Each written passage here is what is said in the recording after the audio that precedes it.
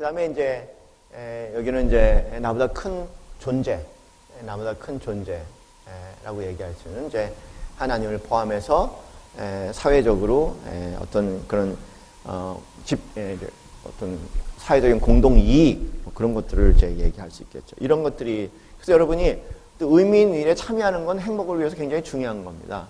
의미 있는 일을 위해서. 예수 믿는다는 게 그냥 이제 예수님 믿고 천국 가는 것뿐만 아니라 또 개인적으로 깊은 기도 가운데 예수님과의 어떤 교제의 큰 기쁨과 그래서 이 땅에 살면서도 어떤 천국의 기쁨을 사는 것뿐만 아니라 의미 있는 사회적인 일에 동참하는 것은 행복의 질을 위해서 굉장히 중요한 것이다. 그래서 신앙생활에 대해서 여러분이 찾으셔야 돼요.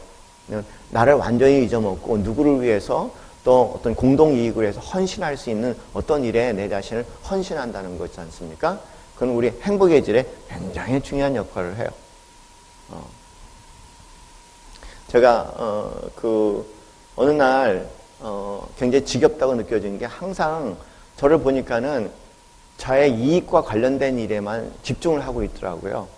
하다못해 다른 사람을 돌보고 사랑한다고 해도 알고 보니까 또 저의 유익과 관련된 일이에요. 이것은 에고가 하는 일이거든요, 우리 안에. 근데 아주 지겹고 그리고 너무 재미가 없어요. 그래서 걔하고 좀 작별을 해야겠다. 이제는 나와 관계없이 누구를 위해서 온전히 정말 순수하게 전력 투구할 수 있는 그런 대상을 찾아내야겠다. 그렇지 않으면 나는 영원히 불행할 것 같다. 그런 위기감을 경험한 적이 있거든요. 나의 이익과 전혀 관계없는, 나의 유익과 전혀 관계없는 어떤 그 사회적인 공동의 선을 위해서 보다 큰 나 개인을 초월한 그런 것에 집중해야 되는 것이 우리 행복에 굉장히 큰 영향을 미치고 있다. 그것이 이제 FG의 내용입니다. F는 영어로 다 왜 F라고 썼냐면 영어에 이런 것이 있어요. F라는 영어로 fit라는 단어가 있죠. fit. 여러분 아시잖아요. 이렇게 백화점에 가서 이제 옷 사 입으실 때 이게 fit가 되냐 합니까? 이런 말 쓰는 거야. fit. 제 옷같이 딱 이렇게 맞는 거. 그래서 이제 여기다 fit 정도. 자, fit 정도를 얘기하는데 나보다 큰 존재하고 fit가 되느냐. 그 다음에 나하고 내 일하고 fit가 되느냐.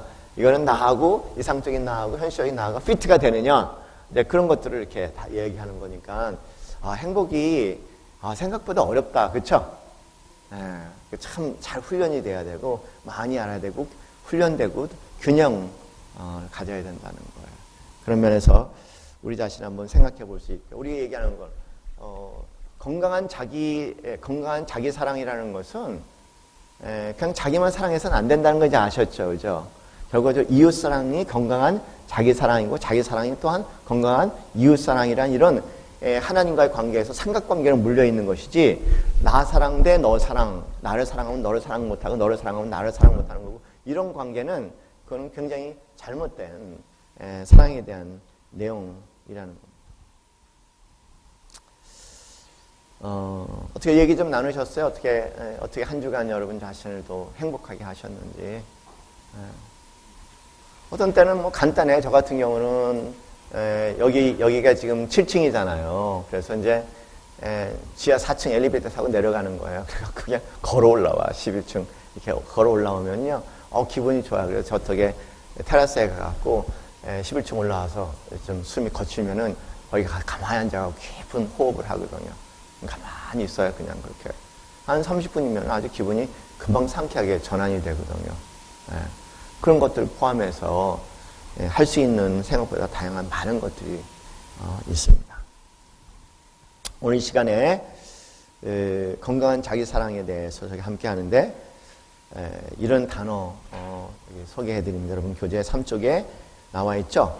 자기 긍휼이라는 긍휼, self compassion이라는 자기 긍휼에 대한 얘기가 있습니다. 참고적으로 긍휼이라는 단어는요. 모든 종교가 함께 지향하는 바예요. 의외로 이 부분에 대해서 종교적인 교리라든가 어떤 그 종교의 대상은 많이 달라도 다양한 종교들이 지향하고 있는 실제로 그렇게 살지는 않는다고 할지라도 그런 종교가 지향하는 바는 거의 공통적으로 긍휼이라는 이 한 단어로 저희가 요약을 할 수가 있습니다. 그래서 이제 신두교에는 자선과 적선이라고 얘기하죠. 불교에서는 자선과 자기 절제와 더불어서 이 긍휼이라는 것을 3대 덕목으로 삼고 있다. 우리가 기독교의 3대 덕목은 알죠. 믿음, 소망, 사랑 이렇게 얘기하잖아요. 기독교 3대 덕목, 믿음, 소망, 사랑. 우리가 하나님을 깊이 알고 하나님을 경험하면 우리에게 흘러나오는 것이 있는데 그것이 믿음이요, 소망이요, 사랑이라는 거예요. 우리가 이렇게 믿음, 소망, 사랑을 만드는 것이 아니라 우리가 하나님을 깊이 경험하면은 우리 안에서 자연스럽게 믿음과 소망과 사랑이 흘러나오게 되는데 이 신두교에서는 자선과 자기 절제와 긍휼 그렇게 얘기하고요. 불교 역시 긍휼을 그 부처의 가르침의 심장으로 그렇게 바라봅니다. 거기 글 나와 있는 것처럼 부처의 제자인 아난다가 부처에게 자애와 긍휼의 수양의 일부라고 말하는 것이 옳습니까? 그렇게 물었더니 아주 끈질기게 물었더니 부처가 뭔가 주저하다가 대답한 게 아니 그 말은 사실이 아니다. 자애와 긍휼이라는 것이 수행의 일부가 아니라 수행의 전부다. 그렇게 얘기할 정도로 불교에서도 실제 불교인들이 그렇게 사는지는 모르겠지만 긍휼을 핵심으로 삼고 있다는 겁니다. 기독교에는 더해요. 기독교에는 거기 나와 있는 것처럼 하나님을 긍휼의 하나님이다. 고린도 후서 1장 3절 7절 여러분 교재의 맨 앞에 나와 있는 말씀입니다. 그래서 표지에 소개되어 있죠. 찬송하리로다. 그는 우리 주 예수 그리스도의 하나님이시여 자비의 아버지시여. 여기 자비란 말이 긍휼, 컴패션이라는 단어입니다. 성경에는 자비 또는 긍휼 이렇게 나오는데 자비나 긍휼이나 거의 같은 단어라고 생각하시면 돼요. 그래서 우리 하나님을 긍휼의 하나님이라고 이렇게 소개하시고 그 말씀을 쭉 읽어보면요. 긍휼의 하나님이시기 때문에 예수 그리스도를 보내셔서 예수 그리스도로 하여금 우리의 모든 고난을 체험하게 하시고 그리고 우리에게 긍휼로 다가오시기 위해서 예수 그리스도께서 대신 이 땅에 오셔서 고난을 다 당하셨다. 그렇게 얘기할 정도로 하나님은 성령 하나님은 긍휼의 하나님이시고요. 또 하나님을 움직이게 하는 것도 그분이 그 긍휼의 마음이 긍휼이라는 것이 하나님을 움직이게 한다. 에베소 2장 4절부터 7절까지 나와 있고요. 긍휼의 육화이신 예수 그리스도. 예수 그리스도는 그 긍휼의 하나님이 육신으로 된 그분이 바로 예수 그리스도예요. 그래서 예수 그리스도는 어디를 찔러도 여러분 그런 거 있잖아요. 작은 인형 같은 거 있는데 찔리면은 삑삑 소리가 나잖아요. 그렇죠? 예수님은 어디를 찔러도 그분에게 나오는 소리는 우리를 향한 긍휼하십니다. 그래서 예수 그리스도를 긍휼의 육하다 그렇게 얘기하고 십자가를 지시게 한 사건도 그런 거고요. 그 다음에 오늘 아직까지도 하나님은 계속해서 우리의 긍휼의 배경으로 우리에게 다가오신다는 것을 히브리서 거기에 5장 1절부터 10절까지 이제 자세히 기록이 되어 있습니다. 한번 읽어볼게요. 히브리서 4장, 5장, 4장 읽어볼게요. 4쪽에 그러므로 우리에게 큰 대제사장이 계시니 승천하시니 곧 하나님의 아들 예수시라. 우리가 믿는 도리를 굳게 잡을지어다. 우리에게 있는 대제사장은 우리의 연약함을 동정하지 못하실 이가 아니요 모든 일에 우리가 똑같이 시험을 받으신 이로되 죄는 없으신다. 우리가 경험한 거, 우리의 연약함, 부족함, 우리의 실패감, 그런 모든 것들을 다 경험하셨다는 겁니다. 그렇기 때문에 그분이 그것을 체휼하셨기 때문에 16절에 그러므로 우리는 긍휼하심을 받고 때를 따라 돕는 은혜를 얻기 위하여 은혜의 보좌 앞에 담대히 나아간다. 이렇게 이야기를 하죠. 예수님에 대해서 7절에 그런 말씀을 하세요. 거기 히브리서 5장 7절 말씀. 그는 육체에 계실 때 자기를 죽음에서 능히 구원하실 이에게 심한 통곡과 눈물로 간구와 소원을 올렸고 그의 경외하심을 인하여 들으심을 얻었느니라. 그가 아들이시라도 받으신 고난으로 순종함으로써 온전하게 되었은즉 자기를 순종하는 모든 자에게 영원한 구원이 되신다. 이렇게 말씀하세요.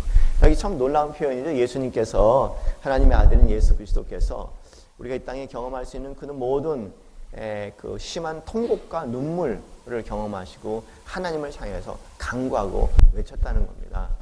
그것이 우리를 구원한다는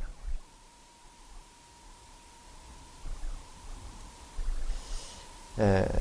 예수님은 본인 스스로가 긍휼 화신이시고 긍휼의 육신이신 것뿐만 아니라 우리에게 개인적으로 계속 이제 긍휼의 사람이 될 것을 권면하고 계시죠.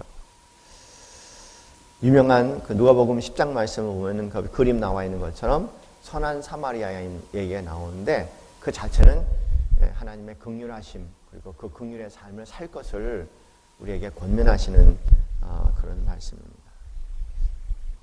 모든 이에게 내 자신을 포함해서 모든 이에게 긍휼의 삶을 살아라.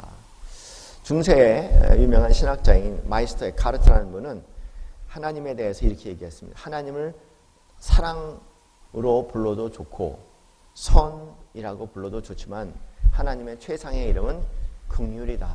그 얘기를 하고 있죠. 그래서 그분은 하나님이 무엇을 하든 하나님의 첫 번째 분출은 항상 긍휼이시다. 성경에 이 긍휼은 아주 핵심적인 기독교의 내용이라는 겁니다. 도대체 긍휼이라는 것이 무엇을 의미할까? 긍휼의 의미에 대해서 나와 있는데 긍휼은 원래 히브리 말로 라힘임이라는 단어입니다. 이 라힘임이라는 것은 어머니의 자궁을 얘기합니다. 그래서 하나님께 난 자들은 하나님의 자궁에서 난 자들이다. 그렇게 얘기를 하는 겁니다. 자궁이라는 것은 모성애를 얘기를 해요. 참 남자와 여자는 달라요. 정말 다른 것 같아요. 자궁이 있다 없다는 굉장히 큰 차이가 나는 것 같아요. 제가 제 자신을 가만히 애들 대하는 태도하고 우리 집사람이 애들 대하는 태도를 보면은 참 많이 차이가 있다. 나는 아이들을 사랑한다고 얘기하지만 정말 사랑할까라고 때로는 내 자신을 많이 의심을 해요. 저는 때로는 아이들이 없으면 좋겠다라는 아이들이 귀찮을 때가 좀 있는데 이제 우리 애들 엄마는 전혀 그런 생각을 못 갖는 것 같아요. 아이들 자체가 생명인 것 같고 그래서 아이들에 대한 집착도 이해를 할 수는 있지만 저하고는 퀄리티가 굉장히 다른 것 같아요. 자기 자궁의 자식이라는 거예요.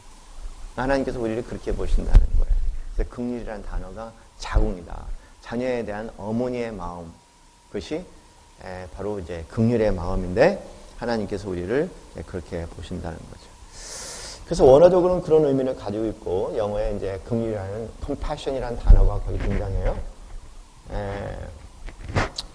긍휼이란 불쌍하고 측은히 여기는 자비의 마음을 말합니다. 라틴어 파티와 쿰의 연합을 어원으로 하는 긍휼이라는 단어는 원 의미로 함께 고통을 받다. 이게 파티는 고통을 얘기합니다. suffering이라고 얘기하는 고통을 쿰이라는 말은 더불어 함께 그런 뜻이어서 쿰 파티라는 단어는 compassion으로 그렇게 영어로 되어 있는 거죠. 무슨 함께 고통을 받다.